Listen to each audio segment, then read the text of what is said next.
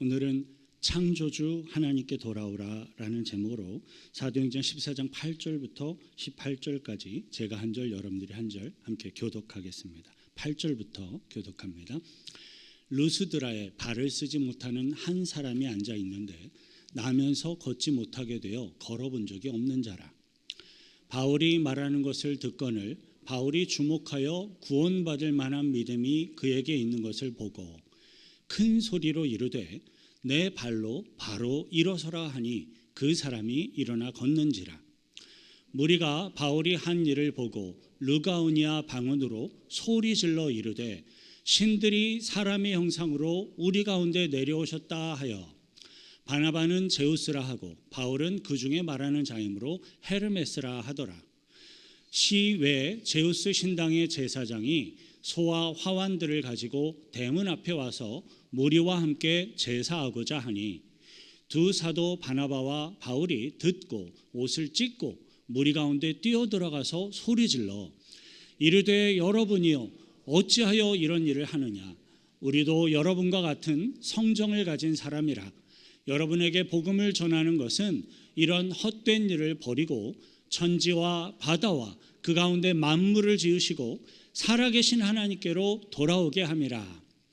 하나님이 지나간 세대에는 모든 민족으로 자기들의 길들을 가게 방임하셨으나 그러나 자기를 증언하지 아니한 것이 아니니 곧 여러분에게 하늘로부터 비를 내리시며 결실기를 주시는 선한 일을 하사 음식과 기쁨으로 여러분의 마음에 만족하게 하셨느니라 하고 18절 함께 읽습니다. 이렇게 말하여 겨우 무리를 말려 자기들에게 제사를 못하게 하니라. 아멘. 오순절날 120명의 성도들에게 성령 세례가 임하심으로 예루살렘 교회가 탄생을 하였습니다. 이스라엘 백성들을 통해서 예수 그리스도의 복음이 성취되었고 이 예루살렘 교회가 이스라엘 가운데 탄생을 했으니까 이스라엘 백성들에게 먼저 복음이 증거되고 그들이 먼저 복음의 풍성한 열매를 맺는 것이 당연한 것이었습니다. 하지만 소중하고 값진 복음과 구원의 기회를 소유했음에도 불구하고 그 소중함을 깨닫지 못하고 거부하고 박해하던 이스라엘 백성들은 그 하나님의 구속의 은혜를 누리지 못했습니다. 주어진 구원의 복음과 주어진 하나님의 은혜를 감사하지를 못하고 소중하게 여기지 못하는 이들에게는 그 주어진 구원의 복음과 주어진 하나님의 은혜와 축복이 다 사라져버리는 때가 반드시 오는 것입니다. 하나님의 구속의 은혜는 복음을 방해하며 박해하는 이스라엘 백성들을 뒤로 하고 떠나서 이제 이방인들에게로 흘러가게 됩니다. 복음을 박해하던 이스라엘 백성과는 다르게 시리아 지역 안디옥에 있는 이방인들은 믿음으로 나와 정말로 큰 구원의 열매를 맺었고 최초의 이방인 중심의 교회인 안디옥 교회가 세워지게 됩니다. 그리고 그 안디옥 교회는 우리 기독교에서 최초의 공식 선교사로서 바나바와 사울을 세우고 파송하였습니다. 기독교 최초의 공식 선교사로 파송받은 이 사도 바울과 바나바는 구브로라는 섬을 동에서부터 서로 가운데를 가로지르면서 최초의 선교 사역을 정말로 열심히 잘 감당을 하였습니다. 그럼에도 불구하고요, 이 구브로 섬에서는 로마 제국의 총독으로 부임해 있던 서기오 바울이라는 로마 사람, 이방인 그 한 사람 한 가정만이 회심하고 구원을 받는 것으로 그 사역이 마무리되게 됩니다. 사도 바울과 바나바가 열심히 복음을 전하고 설교를 했지만 스스로 하나님의 은혜를 거부하고 듣지 않는 그 구브로 섬 사람들에게는 하나님의 구원의 축복이 계속 머물러 있지 않았습니다. 구원의 복음과 하나님의 축복의 기회는 주어진 하나님의 은혜에 감사하지 못하고 소중하게 여기지 못하는 사람들을 뒤로 하고 하나님의 구원의 축복이 또 다시 그 은혜를 사모하는 자들에게로 흘러가게 됩니다. 예수 그리스도의 십자가 구원의 복음은 이제는 험난한 타우루스 산맥을 뚫고 북으로 올라가요. 비시디의 안디옥 지역에 이르러서 큰 구원의 열매를 맺었습니다. 그런데 그곳에서도요, 구원의 복음을 믿지 않고 방해할 뿐만 아니라 박해하는 자들이 또 있었습니다. 이제 구원의 복음과 하나님의 축복의 기회는 불평과 원망과 박해를 일삼는 이 비시디아 안디옥 유대인들을 뒤로 하고 이고니온으로 향합니다. 이고니온에서도 구원의 복음과 하나님의 축복의 기회를 소중히 여기며 감사와 믿음으로 나오는 정말로 많은 이들이 구원을 받았고 축복된 성령님의 인도하심의 삶을 살아가게 되었습니다. 하지만 그곳에서도 또 구원의 복음을 듣지 않고 방해하고 반대하고 심지어 이 복음 사역자들을 박해하는 많은 유대인들이 또 일어나게 되었습니다. 주어진 하나님의 은혜와 축복을 소중히 여기지 못하고 오히려 방해하고 반대하고 심지어 박해하는 지경에 이르게 되었을 때 또 성령의 은혜는 그들을 뒤로하고 다른 사람을 향하여 또 나아가셨습니다. 복음을 박해하는 이고니온 지역의 유대인들을 피하기 위해 사도 바울이 이끄는 선교 여행 팀은 또 다시 성령님의 인도하심을 따라 다른 곳으로 또 이동을 해야만 했습니다. 그렇게 해서 나아가게 된 곳이 바로 오늘의 본문에 소개되고 있는 루스드라라는 지역입니다. 그런데요, 사도 바울의 선교 여행이 이 루스드라라는 성읍에 도착하게 되었을 때에는 여지껏 진행해 왔던 것과는 완전히 다른 복음을 전하는 대상자에 있어서 굉장히 큰 변화를 가져오게 됩니다. 8절부터 9절 천천히 다시 함께 읽습니다. 루스드라에 발을 쓰지 못하는 한 사람이 앉아 있는데 나면서 걷지 못하게 되어 걸어본 적이 없는 자라. 9절 바울이 말하는 것을 듣거늘 바울이 주목하여 구원받을 만한 믿음이 그에게 있는 것을 보고 사도 바울과 바나바는 원래 가는 곳마다 항상 유대인들의 회당을 먼저 찾아가서 그들에게 복음을 전했죠. 그런데 오늘 이 본문 8절부터 9절을 보면 사도 바울의 선교 여행 팀원들이 유대인들의 회당을 찾아가서 복음을 전하고 있는 게 아니었어요. 루스드라 성읍에서는 사도 바울의 선교 여행 팀원들이 유대인들의 회당을 찾아간 것이 아니라 성읍에 개방된 어떤 길이나 성읍의 어떤 공원 같은 개방된 장소에서 직접 설교를 하며 전도를 하고 있는 겁니다. 사도 바울이 유대인들의 회당을 찾아가지 않고 성읍의 어떤 개방된 길거리나 장소에서 설교하며 복음을 전하고 있는 이유는 그 지역적인 특성과 성령님의 인도하심을 우리들이 생각해 보면 알 수가 있습니다. 그림을 하나 보여드릴게요. 1차 선교여행 지도 중에 루스드라 지역이 바로 이 부분입니다. 이고니온에서 쫓겨나서 루스드라로 옮겨가게 돼요. PPT 화면에서는 잘 보이지 않지만 컴퓨터에서 이 그림을 크게 확대해서 보게 되면 진하게 표시되어져 있는 이런 산맥을 표현하는 지형들이 루스드라 성읍을 에워싸고 둘러싸고 있는 것을 볼 수 있게 돼요. 그것만큼 접근하기가 쉬운 그런 지역은 아니었다는 거죠. 하지만 그곳에도 성읍이 있고 그런 위치에 루스드라라는 성읍이 세워져 있어요. 학자들의 연구에 의하면 이 루스드라는 지역은 본래 로마에 퇴역한 군인들의 집단 거주지로 계획된 조성된 그러한 작은 성읍이었다고 합니다. 퇴역한 로마 군인들을 중심으로 하는 소수의 엘리트 계층을 제외하면 대부분의 이 루스드라 성읍 사람들은 그 당시의 교육 수준이 매우 낮았고 미신적인 종교성도 매우 강한 사람들이었다고 합니다. 루스드라는 헬라 문화를 기반으로 하는 이방인들의 작은 성읍이었고 그 지역에서 유대인들은 거의 찾아볼 수 없는 곳이었기 때문에 그곳에 유대인의 회당 자체가 아예 없었던 거예요. 사도 바울이 이끄는 선교여행 팀은 가는 곳마다 유대인들의 회당을 먼저 찾아가서 복음을 전하였고 설교를 하였지만 매번 복음을 반대하고 박해하는 유대인들을 피해서 쫓겨나야만 했습니다. 복음을 반대하고 박해하는 유대인들을 피해서 쫓겨나야만 했던 사도 바울의 일행들은 이제 유대인들을 아예 찾아볼 수가 없는 있어도 한두 명 겨우 만날 수 있는 그런 이방인들의 성읍에까지 가서 복음을 전해야만 했던 겁니다. 성경이 증거하고 있는 이러한 상황들은요, 마치 복음 전도를 위한 성령님의 인도하심이 장차 어떠한 방향으로 흘러가게 될지를 미리 보여주는 것과도 같은 그러한 것이었습니다.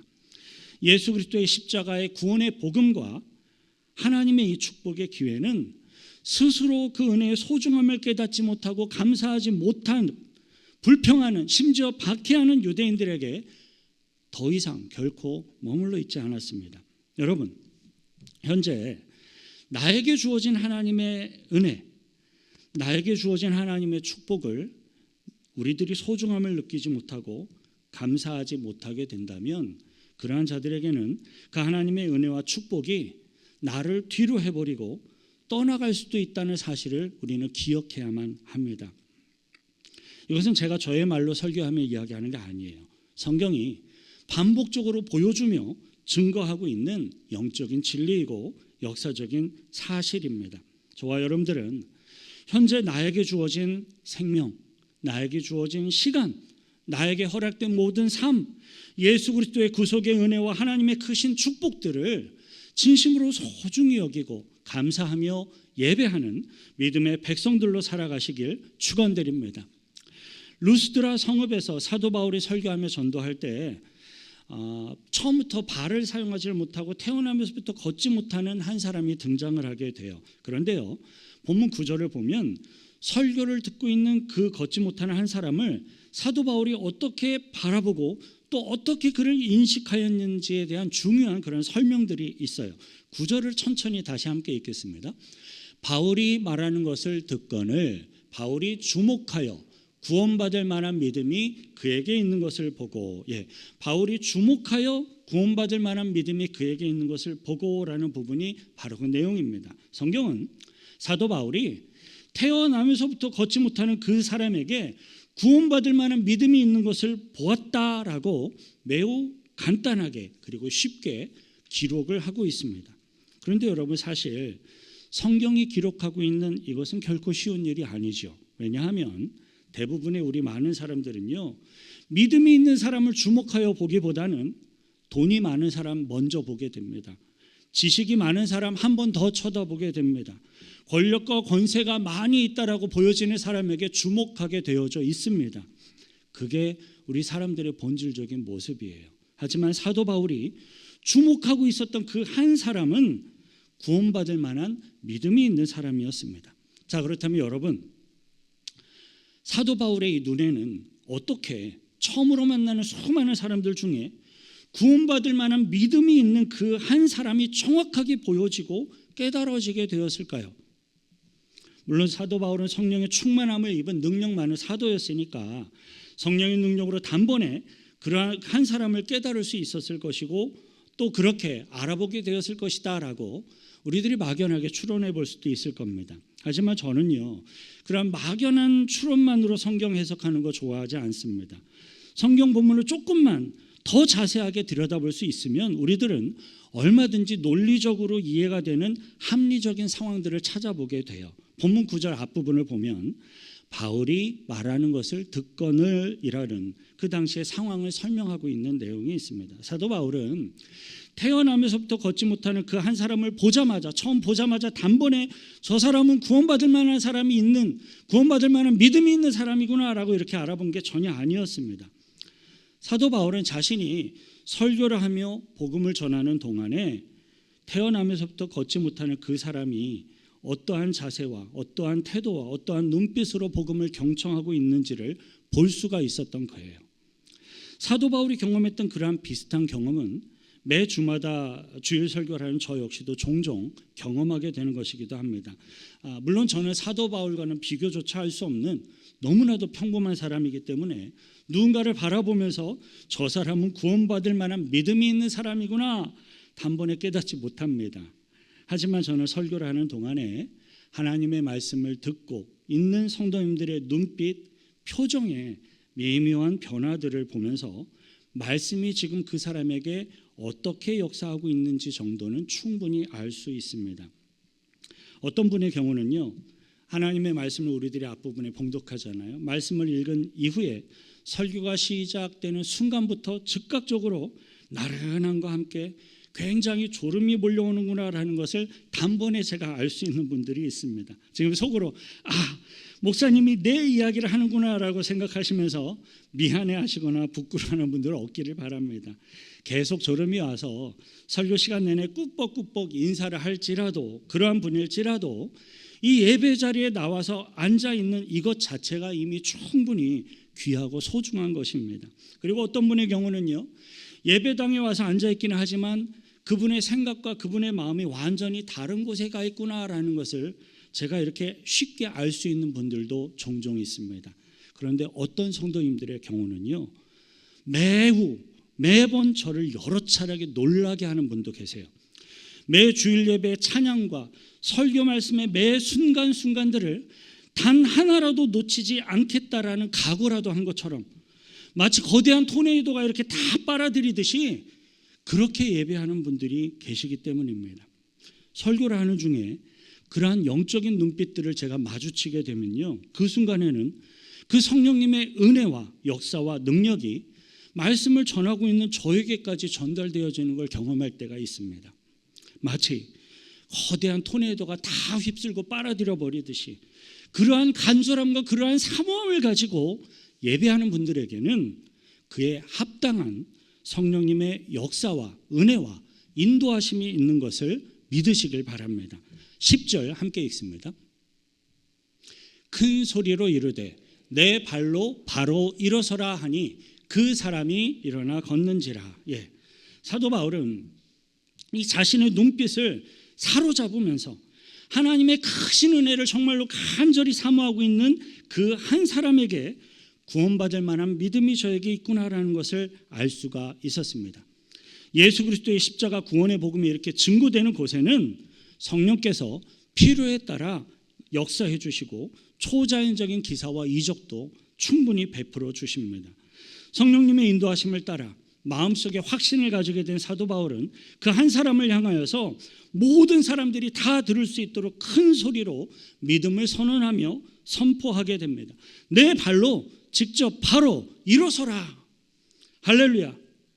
성령께서는 2000년 전쯤에 복음이 증거되는 그 필요에 따라 초자연적인 놀라운 기사와 이적을 베풀어 주셨고요, 지금도 동일한 은사와 능력으로 일하고 계십니다. 혹시 우리들 중에 이 본문의 말씀을 들으면서도 아까 목사님이 이야기했던 것처럼 논리적으로 이해할 수 있도록 논리적인 설명을 해주세요라고 생각하는 분들이 계시자면 답변 드리겠습니다. 잘 들으십시오. 먼저 예수 그리스도의 십자가 구원의 복음을 믿고 성령 세례를 받으십시오. 그러면 이 성경의 놀라운 기사와 이적들이 모두 다 가장 논리적으로 설명되며 이해될 것입니다. 창조주 하나님의 영이신 성령님을 통하여 나타난, 성령님을 통하여 증거된 기사와 이적이기 때문에 성령님을 통하여서 그 기사와 이적을 이해하는 것이 가장 논리적인 방법이고 가장 합리적인 방법입니다. 하나님의 말씀을 듣는 중에 어떻게 그러한 기적이 일어날 수 있을까요? 성경이 그것을 설명해 주고 있는 구절이 있어요. 히브리서 4장 12절 함께 읽습니다. 하나님의 말씀은 살아있고 활력이 있어 좌우의 날선 어떤 검보다도 예리하여 혼과 영과 및 관절과 골수를 찔러 쪼개기까지 하며 또 마음의 생각과 뜻을 판단하나니. 우리 인간들을 창조하신 하나님의 말씀은 우리들의 생각, 영, 혼, 마음을, 생각을 이렇게 판단하실 뿐만 아니라 여러분 손을 한번 만져보세요. 여러분들이 직접 만질 수 있는 이 육체까지도 말씀이 찌르고 쪼개고 회복시킬 수 있는 능력이 있다는 사실을 믿으시길 바랍니다. 많은 사람들이 보고 있는 그들의 눈앞에서 태어나면서부터 걷지 못하는 사람이 이 사도 바울의 믿음의 선언과 명령을 듣고 곧장 바로 일어서서 걷는 것을 목격한 수많은 사람들은 놀라게 됩니다. 소리를 지르고 외쳤습니다. 그 내용이 11절 12절에 함께 있습니다. 무리가 바울이 한 일을 보고 르가오니아 방언으로 소리질러 이르되 신들이 사람의 형상으로 우리 가운데 내려오셨다 하여 바나바는 제우스라 하고 바울은 그 중에 말하는 자이므로 헤르메스라 하더라. 르가오니아 지역의 공용어는 그 당시 로마 제국의 헬라어였습니다. 이미 그 지역 사람들은 다 헬라어를 알고 헬라어로 쓰고 있는 거예요. 그럼에도 불구하고 사람들이 너무나도 크게 놀라서 자기도 모르게 소리를 치게 되니까 그들의 마음의 언어인 르가오니아 방언으로 소리치고 있었습니다.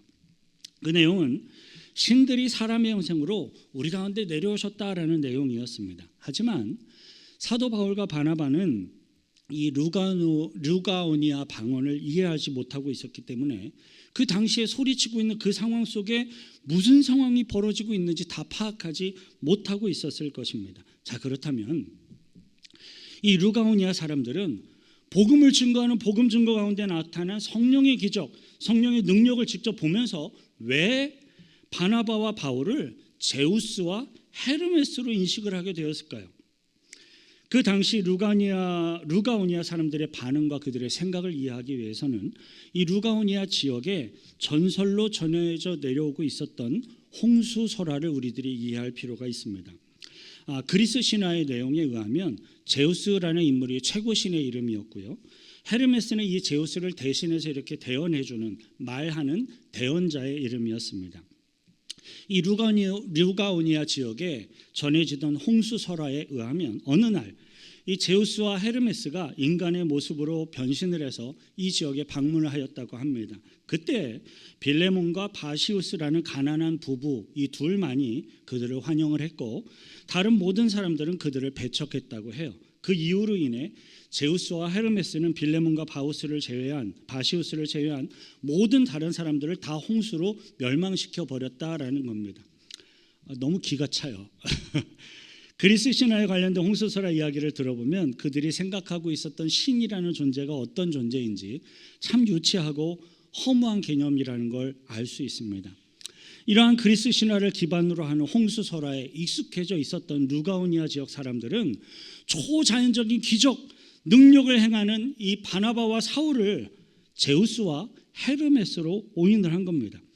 사도 바울과 바나바는 시간이 어느 정도 지나간 이후에 벌어지는 일들을 보고 나서야 비로소 정확한 상황을 파악할 수가 있었습니다. 13절, 14절 함께 있습니다. 시외 제우스 신당의 제사장이 소와 화환들을 가지고 대문 앞에 와서 무리와 함께 제사하고자 하니 두 사도 바나바와 바울이 듣고 옷을 찢고 무리 가운데 뛰어들어가서 소리질러 도시 바깥에 거주하고 있었던 우상숭배 제사장이 그 소식을 듣고 제물을 챙겨가지고 와서 사도 바울과 바나바 앞에 제사를 드리려고 할 때 비로소 심각한 우상숭배 상황을 파악하게 됩니다. 이에 사도 바울과 바나바는 즉각적으로 자신들의 옷을 찢으며 한탄과 고통을 표현하고 옷을 찢으며 소리를 지르면서 그 어리석은 우상숭배를 가로막아 버립니다. 15절부터 18절에 함께 있습니다. 이르되 여러분이요 어찌하여 이러한 일을 하느냐 우리도 여러분과 같은 성정을 가진 사람이라 여러분에게 복음을 전하는 것은 이런 헛된 일을 버리고 천지와 바다와 그 가운데 만물을 지으시고 살아계신 하나님께로 돌아오게 함이라.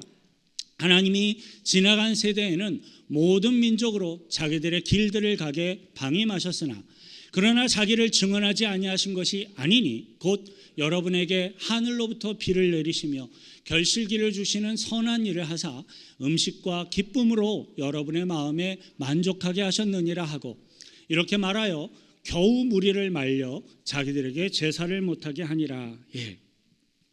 세상을 창조하신 여호와 하나님께서 온 지구와 우주에 있는 자연 만물을 통해서 스스로 하나님을 계시하셨을 뿐만 아니라 특별 계시인 예수 그리스도의 십자가 구원의 복음을 통하여서 우리 인간들에게 명확하게 나타나셨습니다. 사도 바울은 아주 짧은 설명으로 자연 계시와 특별 계시를 설명을 하면서 이러한 어리석은 우상 숭배를 중단을 하고 창조주 여호와 하나님께로 속히 회개하고 돌아오라라고 촉구하였습니다.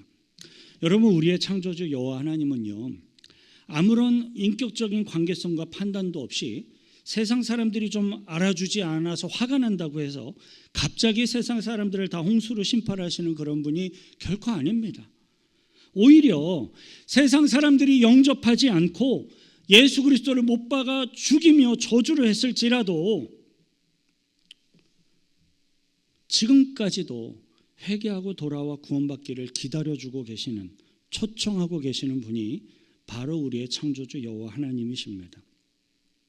사랑하는 성도 여러분, 유대인들에게 허락되었던 구원의 기회, 예수 그리스도의 복음이 그 소중함을 깨닫지 못한 채 반대하고 박해하던, 심지어 복음 사역자들을 괴롭게 하고 죽이려고까지 박해하던 유대인들을 떠나서 이방인들에게 주어졌던 것을 기억하시길 바랍니다. 지금 은혜의 때가 다 지나가기 전에 속히 창조주 여호와 하나님의 아들 예수 그리스도의 십자가 구원의 복음 앞에 믿음으로 나와 구원받으시길 축원드립니다.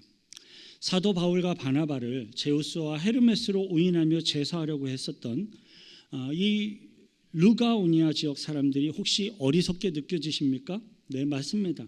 그것은 지극히 어리석은 것이었습니다. 하지만 여러분, 마찬가지로 세상의 어떤 과학적인 합리성, 돈, 권력, 쾌락, 그러한 우상을 추구하며 창조주 여호와 하나님을 인정하지 않는 그것도 역시 지극히 어리석은 죄악입니다.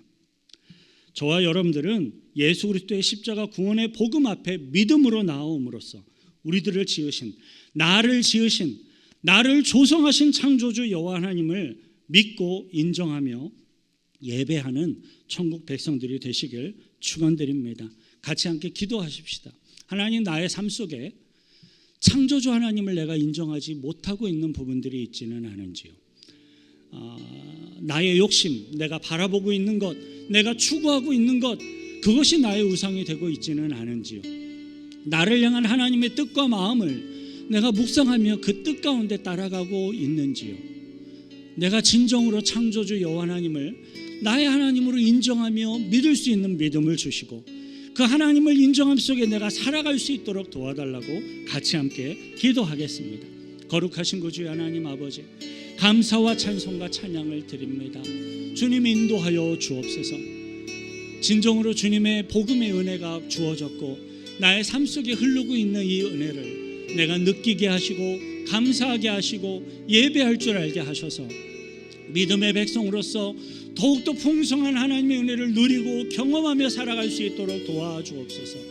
주의 베풀어 주신 은혜를 인지하지 못하고 감사하지 못하는 자들을 향해 성령의 은혜가 뒤로하고 성령의 은혜를 사모하는 자들에게 떠나갔던 것들을 기억합니다. 주님, 나에게 주어진 은혜와 감사 앞에, 예배 앞에 진심으로 감사하며 예배할 줄 아는 저희들 되게 하시고 진정으로 주님의 인도하심을 받으며 창조주 여호와 하나님을 섬기는 주의 백성으로 살아갈 수 있도록 우리들을 도와주시고 인도하여 주옵소서. 하나님 아버지, 하나님께서 허락하신 구원의 때, 은혜의 시간이 다 지나가기 전에 바로 지금 우리들에게 믿음의 눈을 뜨게 하시고 보게 하셔서 창조주 하나님께 나아갈 수 있도록 인도하여 주옵소서. 우리들의 어리석은 불신앙과 우상숭배의 죄악은 용서해 주시고 예수 그리스도의 십자가 구원의 복음을 믿고 구원받는 창조주 여호와 하나님의 자녀들로 살아갈 수 있도록 인도하여 주옵소서. 우리를 구원하신 예수 그리스도의 이름으로 기도하옵나이다. 나를 조성하시고 구원하신 창조주 여호와 하나님 앞에 감사의 박수로 영광 돌려드리겠습니다. 아멘.